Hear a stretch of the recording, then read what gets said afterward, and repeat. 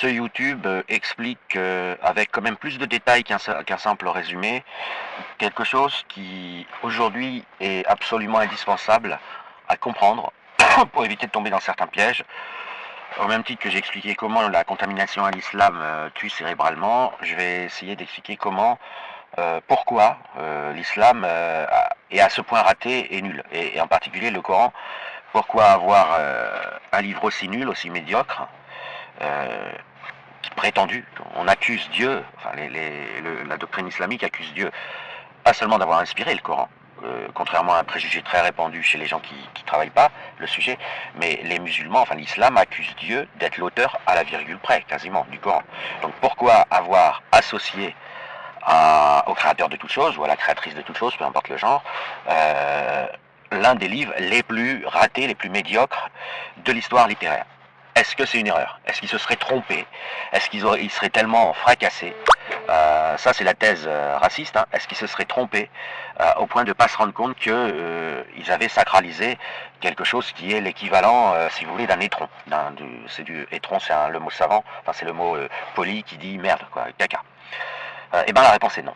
Et la réponse, vous ne pouvez pas avoir un livre aussi raté d'un côté et qui soit ensuite, ou en même temps, peu importe, érigé en livre sacré.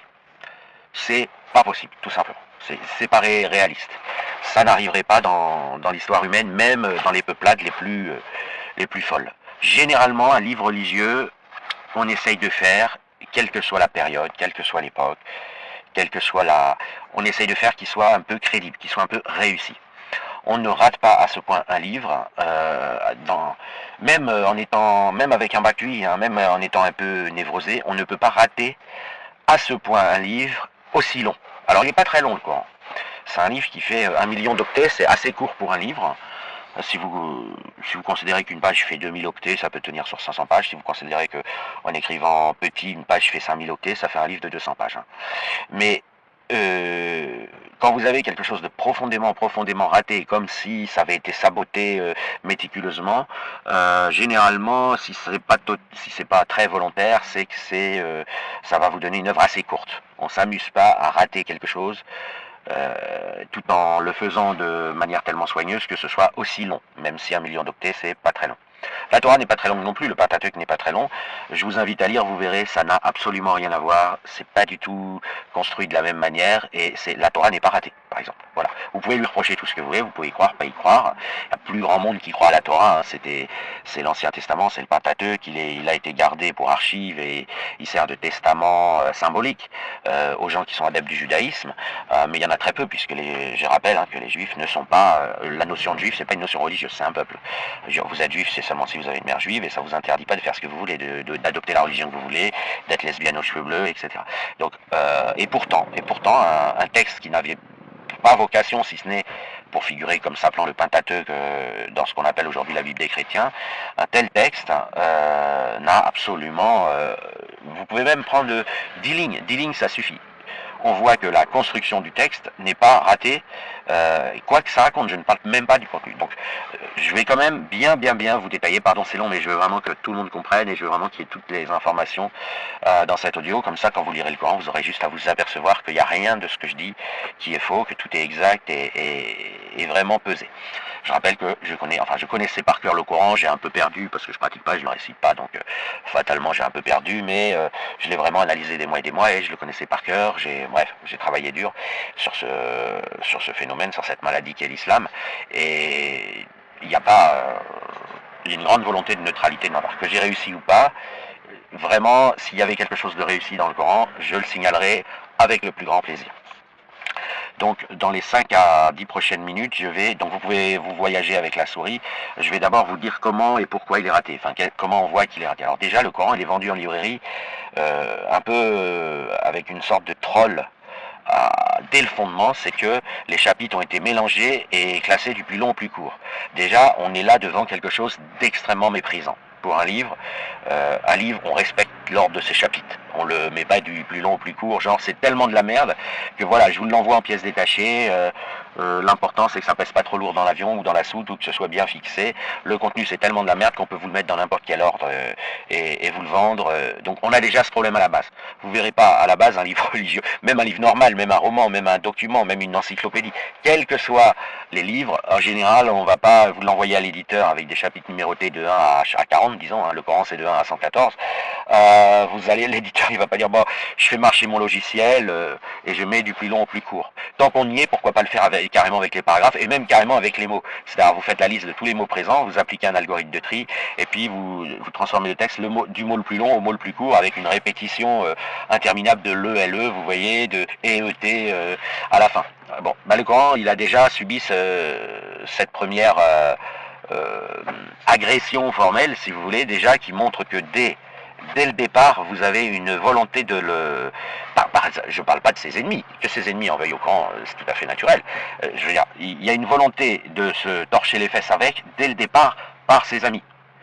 On ne fait pas subir un tel traitement à un bouquin, c'est inconcevable. Voilà, donc on a dès le départ, on s'en branle du contenu, on vous reclasse tout avec un logiciel de tri, et on vous met ça comme un pack avec, ça donne une suite de lettres qui n'ont plus grand sens. Alors le Coran, heureusement, il a un sens officiel, et c'est comme ça qu'il faut le lire, hein, il a un sens officiel, un ordre officiel de révélation qui a été publié depuis des lustres par toutes les universités islamiques, même s'il peut y avoir un désaccord sur 2 ou 3 chapitres, ça peut arriver, globalement vous avez un ordre officiel. Et il est publié partout, je parle de l'ordre, je ne parle pas du Coran, ce qui vous permet, quand vous téléchargez le Coran, ensuite vous devez faire le travail à la main ou avec un logiciel, vous devez le remettre dans l'ordre. C'est déjà, vous devez taffer. Ensuite, une fois qu'il est mis dans l'ordre, il faut le lire entièrement, du début jusqu'à la fin, puisque vous avez enfin accès au Coran dans le bon ordre, si vous voulez. Et alors, vous allez immédiatement, très rapidement, ressentir un malaise.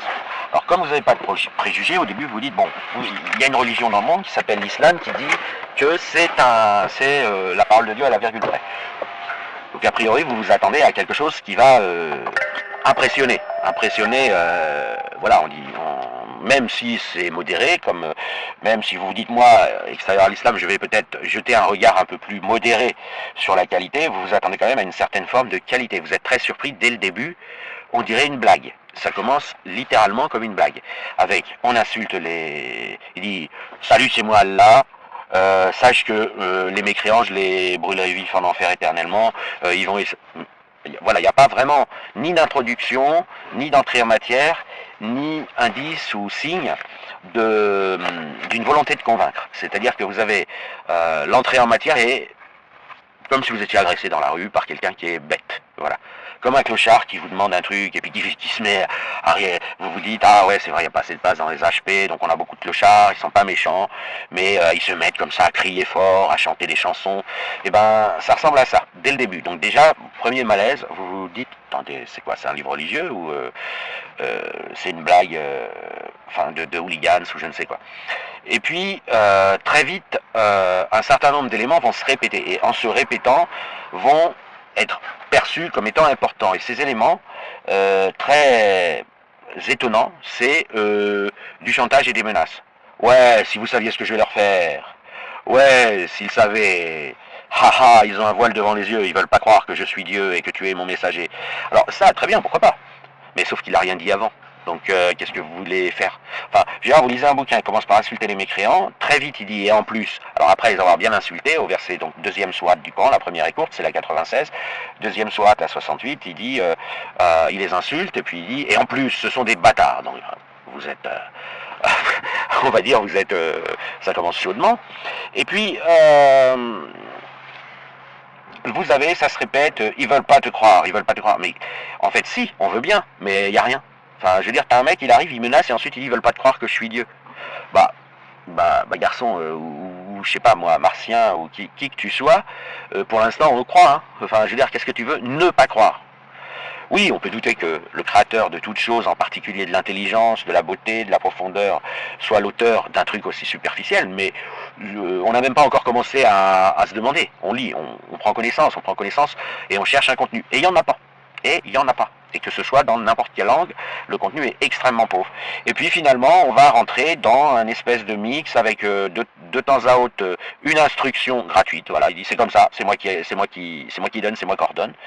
Une inflation, une véritable enflure, si vous voulez, de paragraphes, de versets, où il essaye de se justifier face à une incrédulité qu'il a décrété dès le départ. C'est-à-dire que le mec qui écrit, vous avez l'impression qu'il arrive en sachant qu'il ne va pas être cru, et donc qui, avant même de dire quelque chose, commence par expliquer que ceux qui ne croient pas sont des connards, et que de toute façon il égare qui il veut. Donc voilà, dès le début. Vous pouvez rien faire, vous êtes là, ah tu me crois pas, t'es un connard, moi de toute façon c'est moi qui ai tout créé, c'est moi qui fais ce qui arrive, donc c'est moi qui fais que tu me crois pas. Et ça va être répété tout au long du Coran. Ça va prendre une place gigantesque. Et vous vous dites, mais le mec il est taré quoi. Le mec il arrive en disant, je sais que tu vas pas me croire, ou je sais que tu me crois pas au présent. Bah ouais, mais dis quelque chose si tu veux que je te croie pas, parce que pour l'instant tu dis pas grand chose à part que t'es Dieu, ça mange pas de pain et que Mohamed est ton messager. Ça mange pas de pain. Par ailleurs, vu comment t'as l'air de t'adresser à Mohamed, on peut dire que il a pas, enfin, si vous voulez, Mohamed, il est même pas, il doit apparaître 4 ou 5 fois par son nom, par son prénom, Mohamed, mais le reste du temps, son statut n'est même pas clair. On comprend qu'il s'adresse à Mohamed en pensée, voilà, qu'il lui parle dans l'oreille. Puis ça continue. Alors, ensuite, vous avez cette ambiance bizarre s'installe, ambiance où on subit des reproches avant même d'avoir compris ce qui nous arrivait et qu'est-ce que le livre souhaite raconter. Donc ça continue comme ça, et puis il y a un peu de contenu qui apparaît, mais c'est des contenus locaux. Qu'est-ce que j'appelle un contenu local? Bah subitement vous avez un verset qui vous dit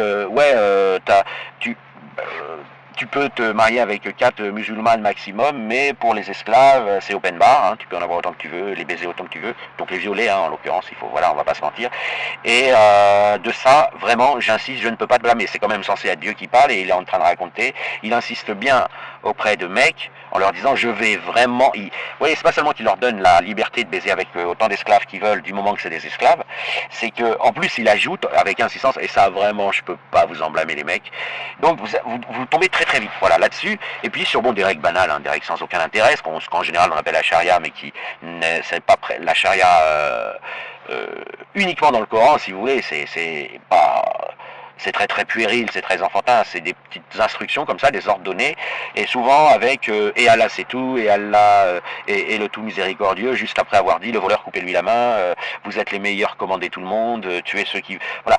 Donc on a une ambiance qui est de ce type, qui permet même pas de s'imaginer un film ou un déroulement, vous avez des instructions comme ça, mais comme si elles répondent à quelque chose qu'on voit pas, qui se situe au présent et très local dans la vie du narrateur ou du secrétaire ou du porte-parole. Mais alors ensuite, vous avez un autre... Bon, après, vous avez toute une liste d'atrocités. Vous avez tous les sites islamophobes et islamo-critiques qui les détaillent, donc je ne vais pas trop insister là-dessus. Maintenant, je vais vous analyser le Coran. On va supposer qu'on retire toute la criminalité et toutes les atrocités, les monstruosités du Coran. Qu'est-ce qui reste?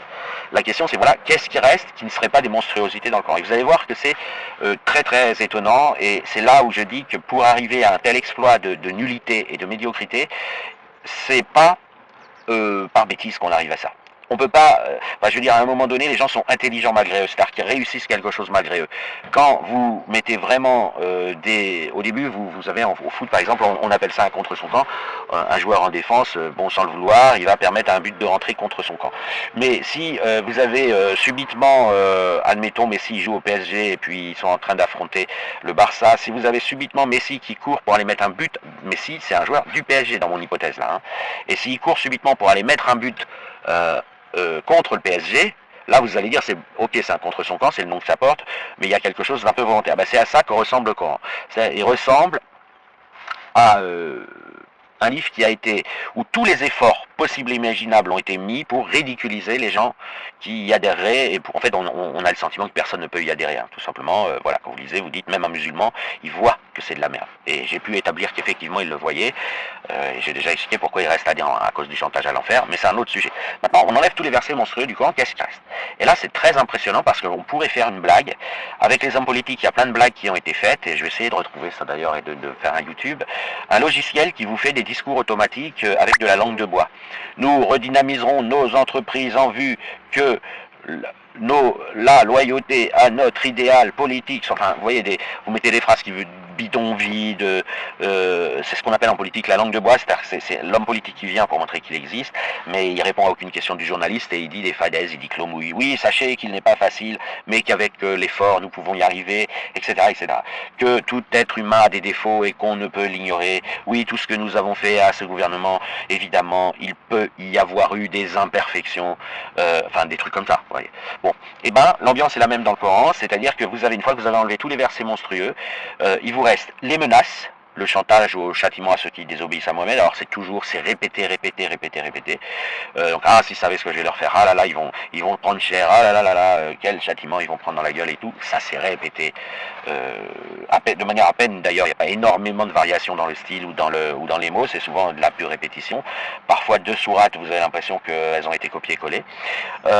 Deuxième ingrédient présent dans le Coran, le pompage sur les religions d'avant. Pompé ou pas, hein, je suis pas en train de dire que le Coran est faux ou pas. Je vous dis l'impression, je vous le décris dans sa signature technique, c'est-à-dire dans son profil technique. Là, on a, si vous voulez, des histoires qui étaient déjà présentes dans les légendes précédentes, dans les religions précédentes, mais alors avec une caractéristique qui est quand même, là aussi, il n'aurait pas été difficile de raconter les choses correctement, et le Coran semble faire vraiment volontairement exprès de raconter ça n'importe comment, comme s'il était en grève.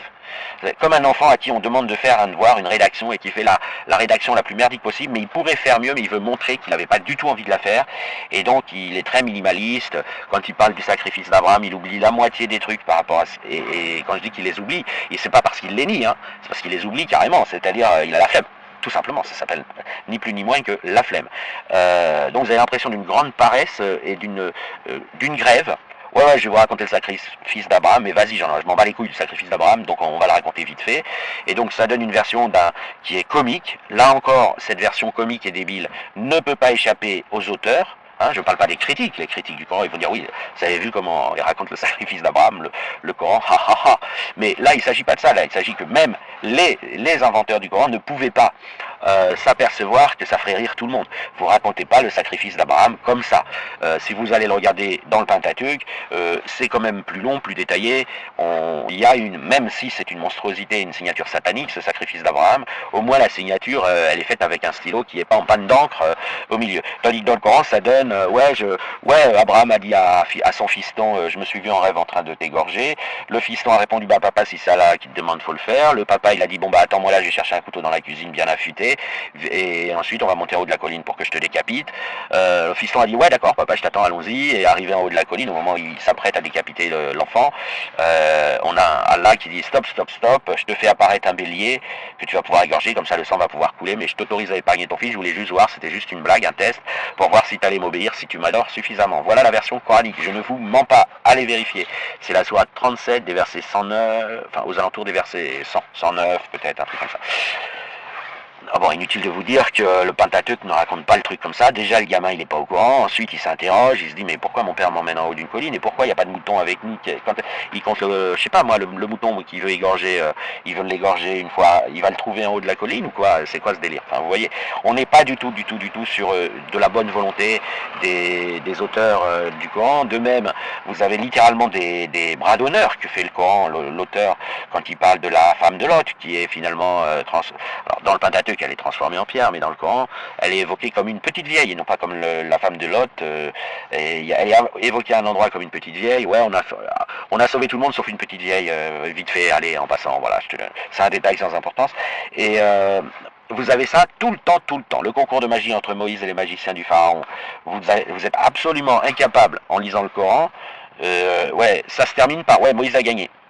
Mais ok, il a gagné. Mais la description du match, à la fin, si vous lisez pas la fin, pour savoir qui c'est qui a gagné, vous savez pas qui c'est qui a gagné. La description, on a l'impression que les magiciens ont fait la même chose que Moïse. Donc tout le monde a fait la même chose, et puis hop, un verset s'ajoute qui dit ouais, finalement c'est Moïse qui a gagné. Alors que si vous prenez le Pentateuque qui raconte la même histoire, sur lequel le Coran a triché, a pompé, l'histoire est racontée en détail.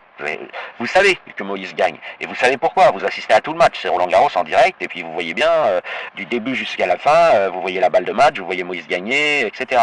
Je dis pas que c'est vrai cette histoire, hein. Je veux dire, le Coran il s'en branle il la balance genre oh, putain ça saoule, on va te faire ça en diversé et puis voilà. Donc vous avez ça, vous avez ce deuxième ingrédient qui sont les histoires. Alors premier ingrédient, je rappelle, c'est les menaces continuelles qui à force d'être répétées et de se ressembler donnent une impression de TOC, trouble obsessionnel compulsif. Ouais, de toute façon, tous ceux qui ne te croient pas, je vais les blablabla. Avec des dérapages qui sont vraiment importants, puisqu'à un moment donné, verset, Sourate 4, verset 65 à 67, il dit « Ouais, de toute façon, un bon musulman, il obéit à Mohamed sans discuter et sans réfléchir à ce que Mohamed lui dit. Il doit trembler à l'idée que Mohamed va lui donner la vérité, et ensuite, une fois qu'il a reçu l'arbitrage de Mohamed, il doit l'exécuter, y compris si Mohamed t'ordonne à toi, musulman, de te tuer toi-même. » Donc, vous voyez, ça va très très très loin. Hein. Il dit un bon musulman, si Mohamed t'ordonne de te tuer toi-même, tu te tues toi-même. Voilà, sinon t'es un mécréant. Donc on a ces dérapages continuels et ces menaces, enfin cet ordre d'exécuter aveuglément les ordres de Mohamed et les menaces pour ceux qui ne font pas. Ensuite, on a cette version complètement bâclée, et je dirais pas ratée, je dis bien bâclée. Le bâclage se voit.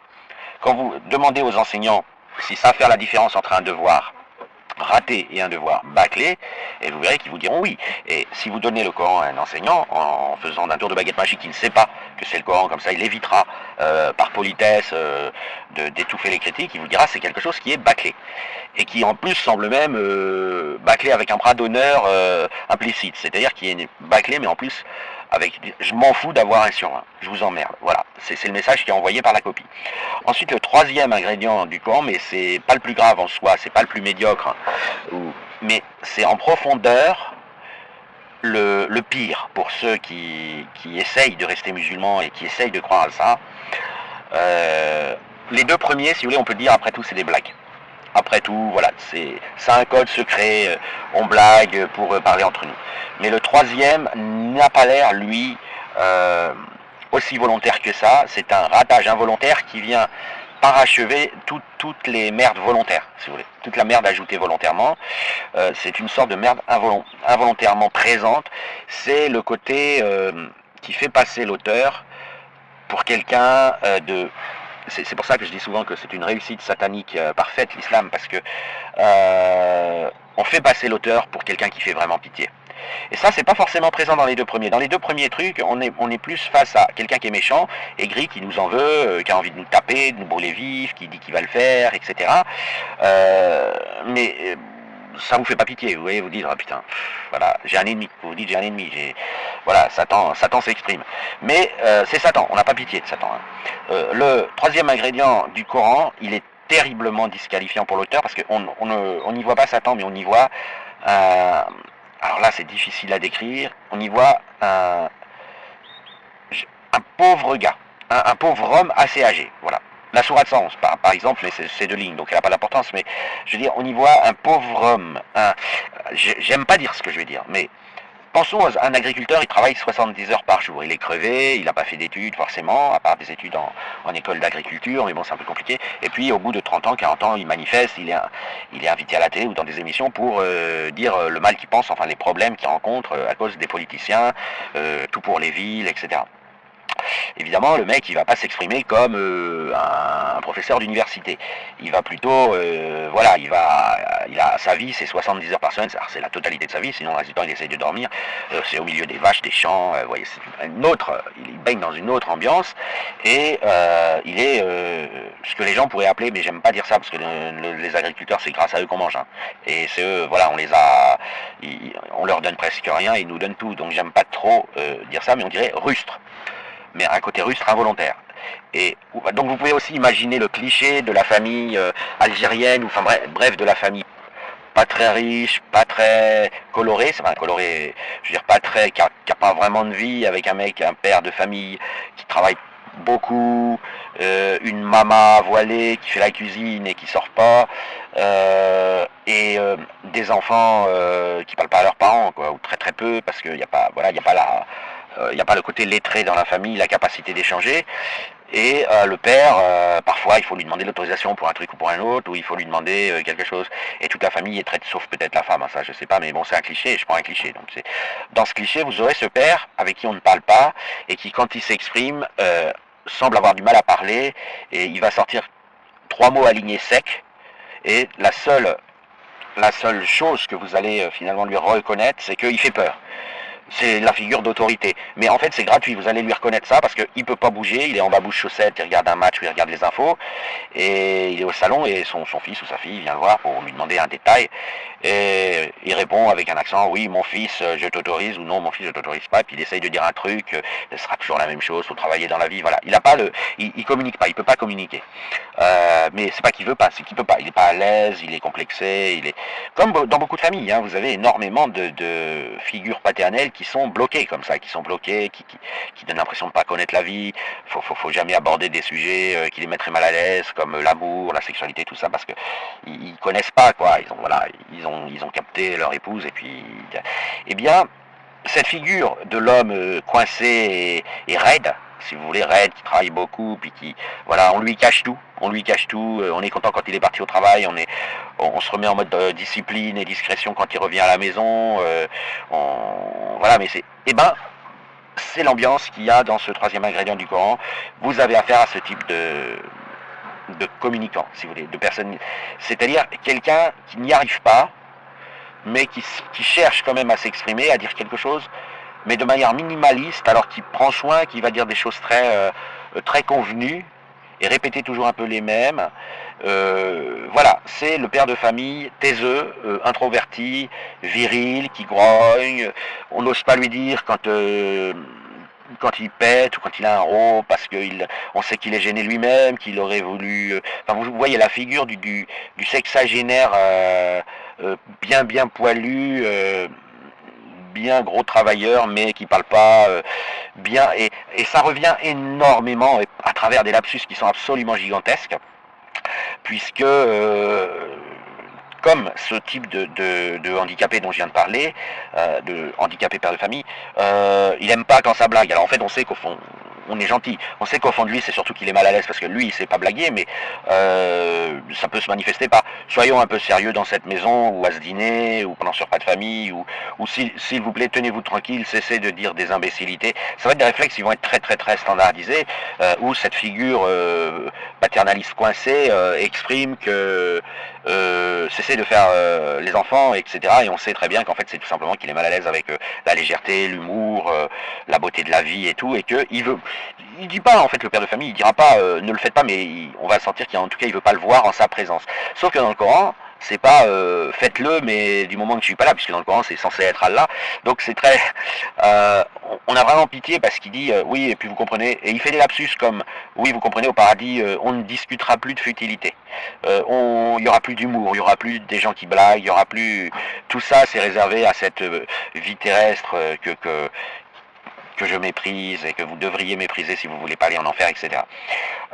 Mais quand il le dit, on voit que ça émane de ces personnalités, non pas qui pourraient être à l'aise dans un milieu, à un dîner au resto, ou un dîner en famille, et ça, où il y aurait des gens qui blaguent, des gens qui feraient ou des gens lettrés qui s'exprimeraient d'une manière assez, voilà, le repas est intéressant, il y a des bons échanges.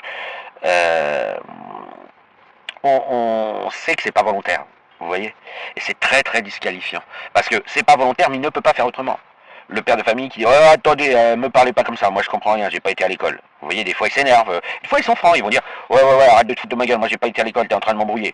Vous voyez, des fois, il va s'énerver comme ça, s'il y a un peu d'insistance au dîner où les gens essayent de lui expliquer un truc, il sent qu'il n'est pas d'accord mais il n'a pas d'argument, il va dire ouais, non mais attendez, c'est bon, vous chantez là, vous baratinez toute la journée, moi écoutez, je travaille, je vous fais manger, j'ai pas été à l'école, c'est bon, vous allez pas, c'est bon, taisez-vous maintenant, va chercher le méchoui là, plutôt que de faire ton snob en train de faire des discours, et puis bon, vous avez tous les enfants qui baissent la tête en disant, oh là là, bon, c'est fini, la conversation. Et ben, vous avez ça c'est une grosse partie du Coran, vous avez cette sensation. Cette sensation, c'est pas un ratage volontaire. Donc vous voyez, ça vient s'ajouter en tant que ratage involontaire, et c'est une sensation qui révèle, si vous voulez, les limites, mais des limites, pas des petites limites, qui révèle l'infériorité de l'auteur du Coran dans son œuvre d'écrire le Coran. Un mec qui bosse 70 heures par jour, qui n'a pas été à l'école, qui ne sait pas lire, il va pas écrire le Coran, vous voyez. Mais Allah, on n'imagine pas Allah créateur de toute chose, et donc créateur de l'intelligence, hein, faut le rappeler. Allah est censé avoir créé l'intelligence et savoir ce que c'est. On n'imagine pas dans cette posture. Et on n'imagine pas les gens qui voulaient faire du Coran quelque chose qui sent le plus fort possible mauvais, le pénis sale, le slip sale, enfin bon, qui est plus bien odorant et toujours orienté vers le masculin. On n'imagine pas qu'ils ont volontairement fait apparaître l'auteur du Coran, là pour le coup, comme ce type de profil du daron limité et handicapé. C'est pas, mais comme le reste constitue une entreprise de ratage volontaire, alors là, c'est bienvenu, on va dire, ce ratage involontaire parachève la nullité et la médiocrité du Coran. Donc ça, c'est le troisième ingrédient et il est extrêmement frappant. Et il va avec un 3 bis, un ingrédient 3 bis ou 4, peu importe la numérotation, qui est l'absence totale de féminin. Mais dans un sens pas intentionnel. Mais dans un sens, alors il y a probablement une intention, mais il y a probablement aussi des lapsus involontaires, une posture qui n'était pas voulue de ce soi-disant créateur de toutes choses. Il a apparemment totalement oublié qu'il avait créé le féminin, la femme, sa façon de penser, de ressentir, enfin ça. Et il se retient d'en parler. Et quand il dit des trucs, c'est que des conneries superficielles, c'est du vite fait, quoi. Et ça détonne, hein, parce que si vous êtes un homme, vous le verrez peut-être, si vous êtes un homme un peu âgé, un peu avec un bras cuit, et qui travaille beaucoup et qui pense que la vie c'est le travail et l'éducation de ses enfants, si vous êtes dans ce schéma qui est tout à fait respectable, vous le verrez moins parce que c'est votre vie. Voilà, quelqu'un qui a jamais mangé une glace au chocolat et qui s'aperçoit d'une manière ou d'une autre que le créateur ne sait pas ce que c'est qu'une glace au chocolat sera moins surpris. Mais quelqu'un qui perçoit, qui a ses récepteurs du féminin, un homme ou une femme, hein, c'est pas genré, je veux dire, un homme même viril mais sain, il a les récepteurs du féminin. Il est capable, il a une représentation en lui-même, dans son organisme, de l'être qu'est la femme, des êtres que sont les femmes. Donc quelqu'un qui les a, il voit tout de suite que l'auteur les a pas. Et ça, c'est gênant. Et ça, c'est pas volontaire. Donc, vous voyez, on a un équilibre entre des médiocrités, des échecs, des ratages volontaires et des ratages involontaires, où parfois, là, pour ce dernier point, ce ratage involontaire atteste très probablement, il se savait ignorant l'auteur, hein, ou les auteurs, ils savaient qu'ils ignoraient les femmes. Alors, je sais pas s'ils étaient puceaux, s'ils avaient violé des femmes physiquement, mais on voyait qu'ils avaient jamais échanger avec une femme dans leur vie et qui ne savaient pas ce que c'était. Et vous voyez, comme les ados qui font semblant, alors ils vont tirer un coup vite fait, mais pour eux, c'est pas un accès à la femme, ils se forcent, ils travaillent, ils s'initient au sexe pour pas être en retard sur leurs camarades, mais au fond, ils sont tout le temps entre mecs. Et là, on a ce type de truc, mais avec un style et une posture de non, parfois, c'est ce que j'ai dit au coup d'avant, un air de quinquagénaire ou de sexagénaire. Ça fait donc ce truc ne pouvait pas être non anticipable par les inventeurs. Ils disent ouais, on va devoir parler des femmes, on les connaît pas. Comment on fait? Eh ben on en parle très peu.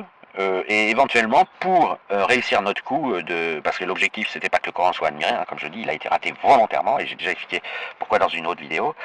L'objectif, c'est de pas non plus passer pour un débile. Voilà. Ils voulaient pas, ils veulent passer pour méchants, mais pas pour un débile. Et là, du coup, ils ont pas le choix, parce que comme ils savent pas ce que c'est qu'une femme, comment faire pour cacher ça? Puisque le créateur de toutes choses est censé avoir créé les femmes. Eh bien c'est simple, ils vont taper artificiellement dessus de temps à autre, et sinon ils vont pas en parler.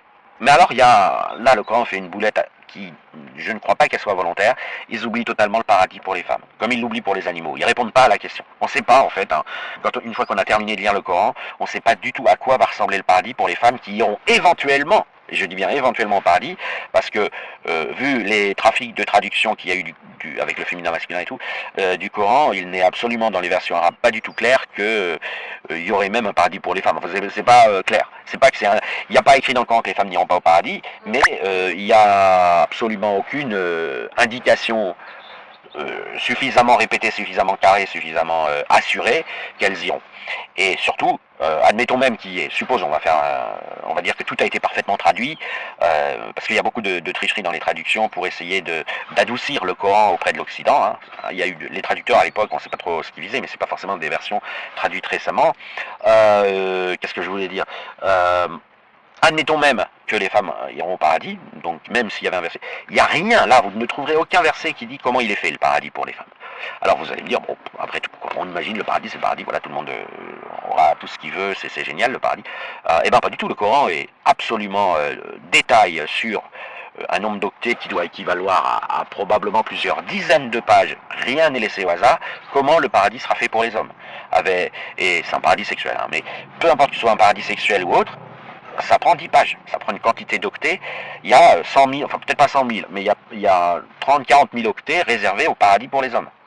Zéro octet, je dis pas bien, je dis bien zéro octet ne ne donne quoi que ce soit pour les femmes, en termes de prévision, de descriptif. Voilà, chères femmes qui iront au paradis, voilà ce que je vous offrirai, voilà ce que vous y trouverez. Alors là, il faut rappeler, hein, la Sunna, enfin les mecs, parce que c'est une arnaque au départ, l'islam. Donc les gens qui se sont aperçus de cette bourde, hein, de cette boulette, ils ont essayé de réinventer à toute vitesse. Ils ne pouvaient pas le mettre dans le Coran, mais ils ont essayé parce que ça aurait été un peu compliqué, ils ne savaient pas où caser les versets, etc.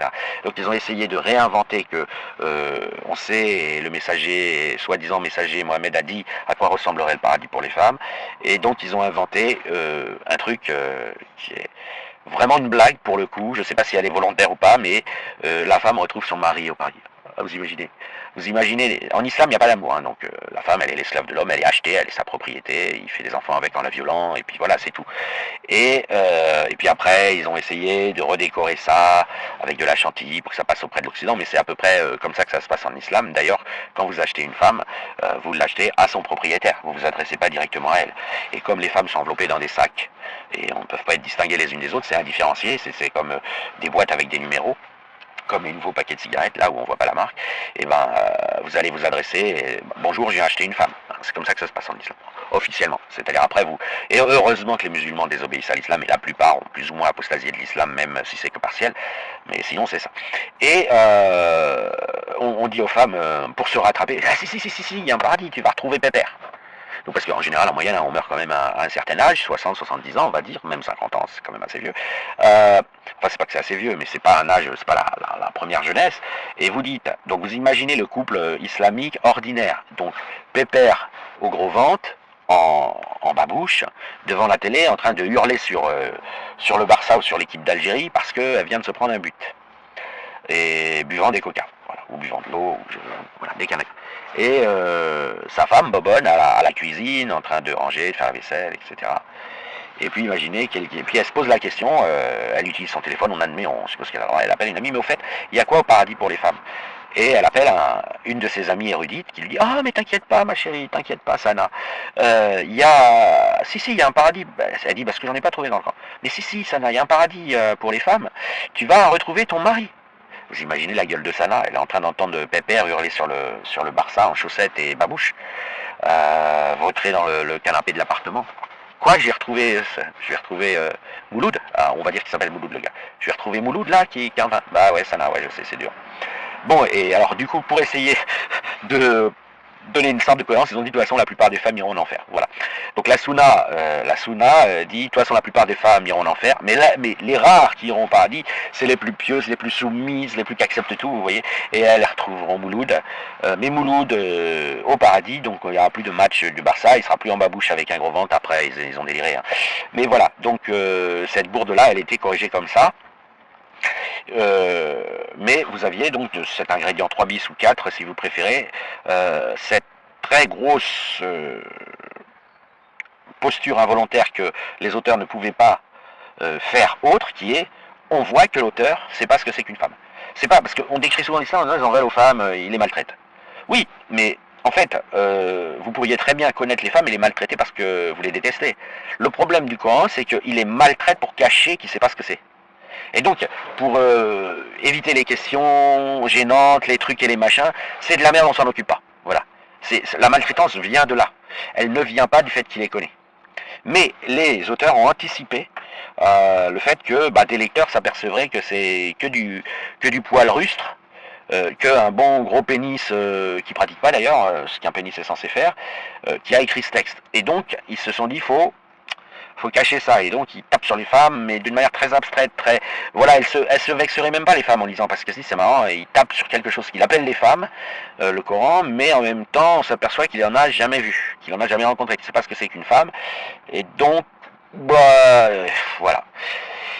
Maintenant, je vais passer dans la deuxième partie, je vais expliquer vraiment avec beaucoup de détails pourquoi cette médiocrité, cette nullité, ce ratage du Coran a été voulu, volontaire, en grande partie, même si ça s'est accompagné de ratage, comme je viens de dire avec mes deux derniers points, pas voulu, qui étaient liés aux limites des auteurs, mais ce sera pour la deuxième partie.